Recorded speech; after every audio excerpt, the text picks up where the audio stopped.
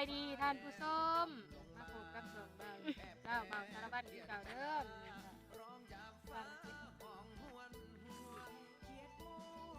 ผิวกำลังปง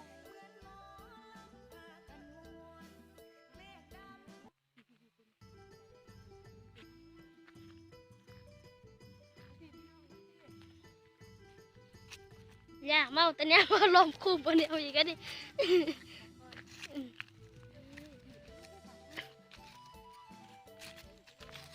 แม่พี่น้องมึงแน่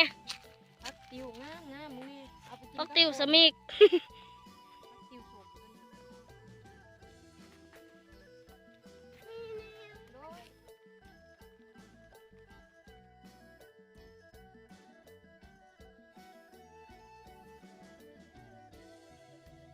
โดยเก็บพักผ่ามือแล้ว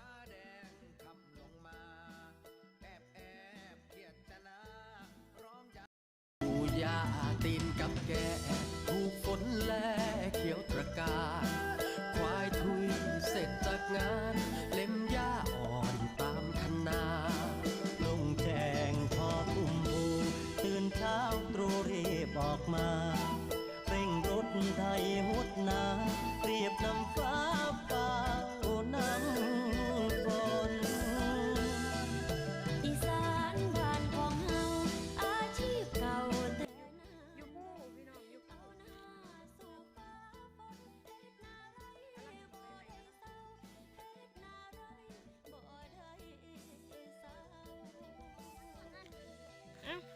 นะสบายดีเนี่ย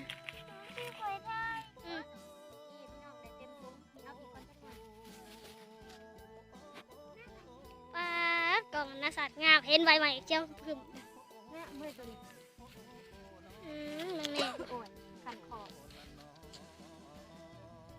เด้อพี่น้องเด้อ ไอ้เอาไปเนี่ยมึงแน่พักติวสมิกนี่แกงสปายแห้งเสียบเป็นพี่น้องเลยแต่ว่ามันเกิดในธรรมชาติเองเลยไม่ได้ชื่อ ได้ซื้อบ่ต้องเสียงเลย ผักเสือนบ่แสบได้กินผักสดๆมันต้องแสบ ไปพ่อเดี๋ยวบัดนี้ไปอยู่ไหนยังสิได้มาอยู่เต็มท้องเลยพี่น้อง